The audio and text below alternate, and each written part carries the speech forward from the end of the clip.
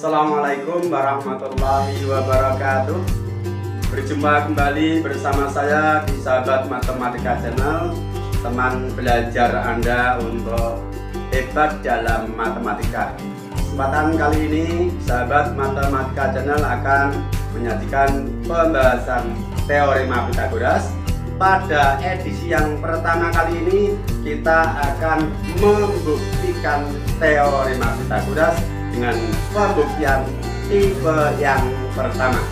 Karena tipe pembuktian Pythagoras cukup banyak, kami hanya akan menyajikan dua tipe pembuktian, dan untuk edisi ini kita hanya membuktikan dengan satu tipe. Untuk tipe yang kedua bisa Anda ikuti pada video kami berikutnya. Selamat mengikuti.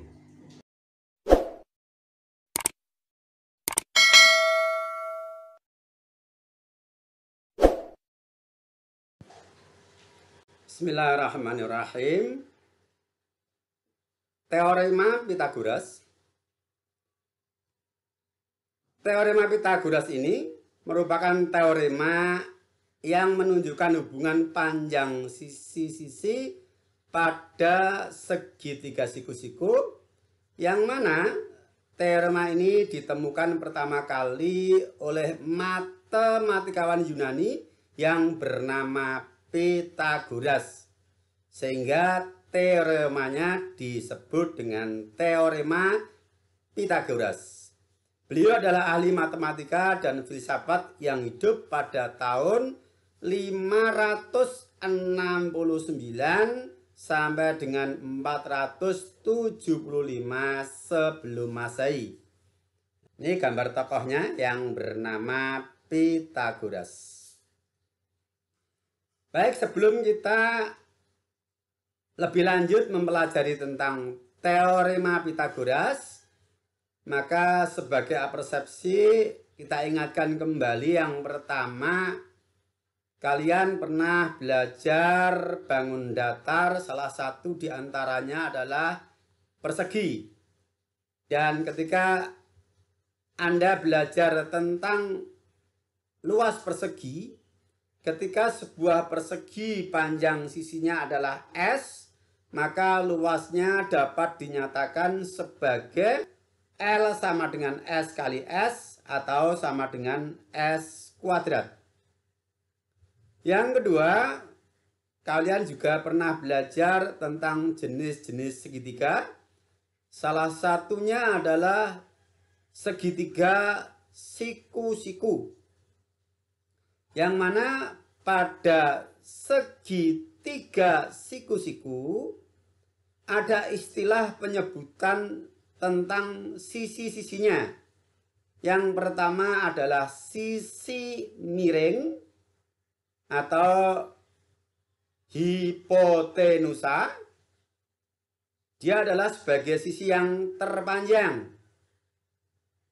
Kemudian yang kedua adalah sisi siku-siku, yaitu sisi-sisi yang saling berpotongan dan membentuk sudut siku-siku.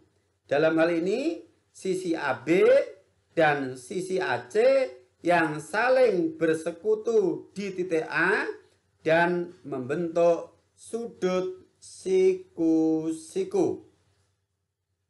Posisi sisi miring selalu berada di depan sudut siku-siku.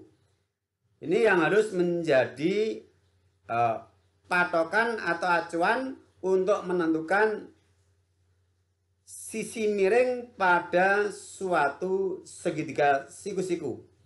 Bahwa sisi miring itu posisi atau letaknya selalu berada di depan sudut siku-siku. Bukan posisinya harus miring, bukan. Karena posisi segitiga bisa diputar-putar sekehendak kita.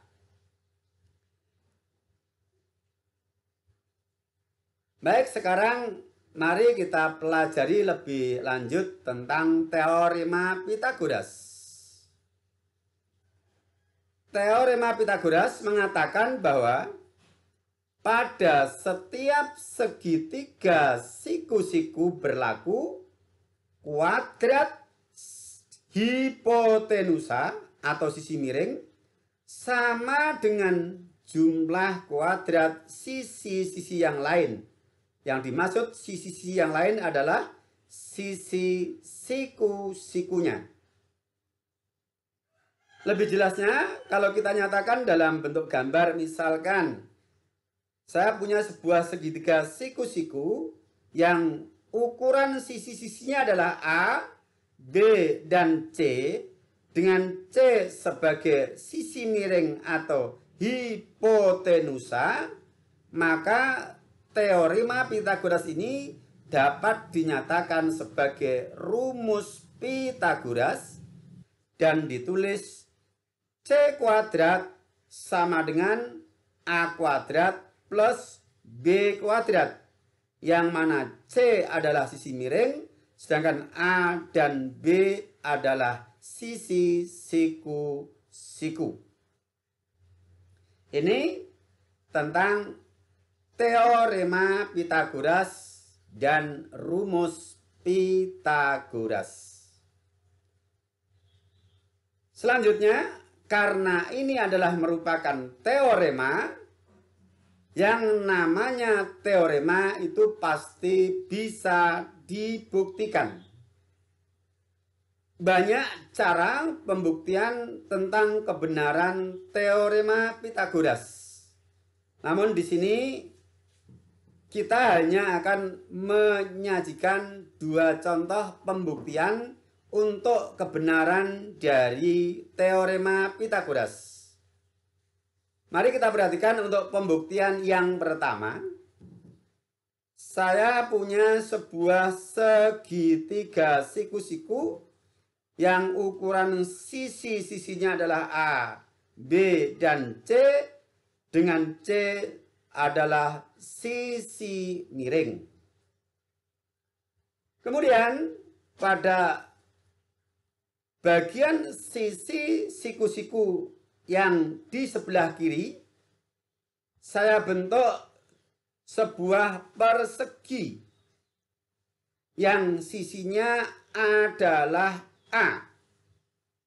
Maka luas persegi yang bersisian dengan sisi siku-siku sebelah kiri, kita rumuskan luasnya sebagai L1 sama dengan A kali A, atau kita tulis A kuadrat. Kemudian pada bagian sisi siku-siku yang bagian bawah juga saya bentuk sebuah persegi yang tentu saja persegi ini ukuran sisinya adalah B. Maka luas persegi yang bersisian dengan sisi siku-siku bagian bawah, luasnya bisa kita nyatakan dengan L2 sama dengan B kali B, atau kita tulis L2 sama dengan B kuadrat. Kemudian pada bagian sisi miring juga kita bentuk sebuah persegi dengan sisi C.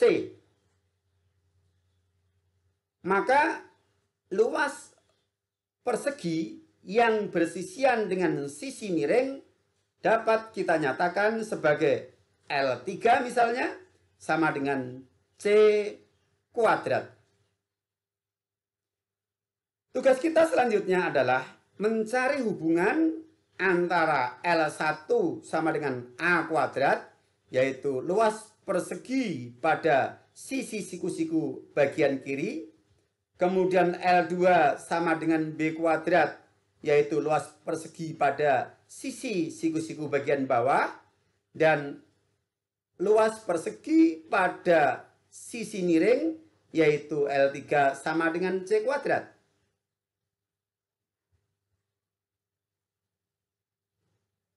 Caranya, persegi yang pertama ini yang luasnya kita nyatakan sebagai L1 sama dengan A kuadrat, kita bentuk dalam persegi kecil, ya, menjadi 16 persegi yang ukurannya sama. Kemudian pada persegi yang kedua, yang luasnya kita nyatakan sebagai L2 sama dengan B kuadrat, juga kita nyatakan sebagai persegi-persegi kecil yang ukurannya sama dengan persegi-persegi kecil yang kita buat pada persegi yang pertama. Menjadi 9 buah persegi yang ukurannya sama. Ini kita pandang sebagai persegi-persegi satuan. Kemudian persegi besar pada bagian sisi miring juga kita buat persegi-persegi yang ukurannya sama dengan yang kita buat pada persegi-persegi sebelumnya. Setelah itu persegi-persegi pada bagian sisi siku-siku kita pindahkan ke persegi pada sisi miring. Proses sedang berlangsung.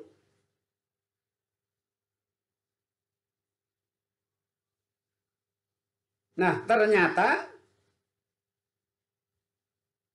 semua persegi pada bagian sisi siku-siku, baik yang di sisi siku-siku sebelah kiri maupun di sisi siku-siku bagian bawah, semuanya terpindahkan dan tertampung pada persegi yang berada pada sisi miring, tidak tersisa sedikit pun dan tepat menutup semua daerah persegi pada sisi miring.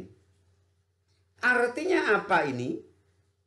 Ini artinya bahwa luas persegi pada bagian sisi miring, yaitu L3 yang kita rumuskan sebagai C kuadrat ini, sama dengan luas persegi pada sisi siku-siku yang pertama, yaitu L1 sama dengan A kuadrat, ditambah dengan luas persegi pada sisi siku-siku yang kedua, yaitu L2 sama dengan B kuadrat.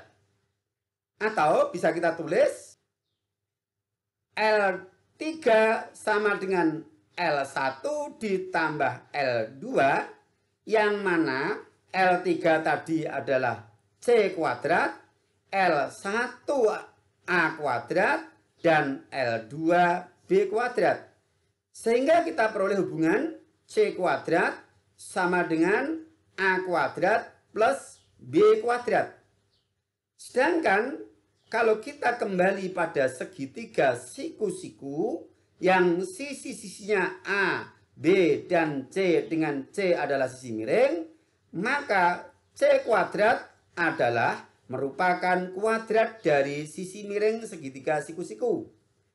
A kuadrat plus B kuadrat merupakan jumlah kuadrat dari sisi siku-sikunya. Dengan demikian, terbuktilah teorema Pythagoras yang mengatakan bahwa pada segitiga siku-siku berlaku kuadrat sisi miring atau hipotenusa sama dengan jumlah kuadrat dua sisi yang lain atau sisi siku-sikunya. Ini. Ya.